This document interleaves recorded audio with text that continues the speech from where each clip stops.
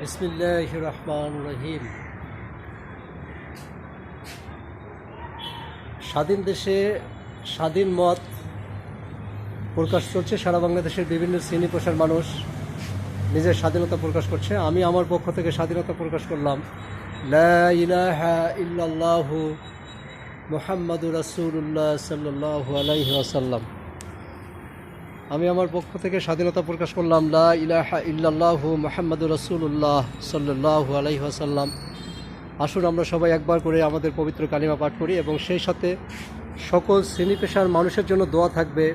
আমরা শান্তিতে থাকতে চাই, এদেশের মানুষ শান্তিতে থাকুক, সকল শ্রেণী পেশার মানুষ শান্তিতে থাকুক, এটাই কামনা করি।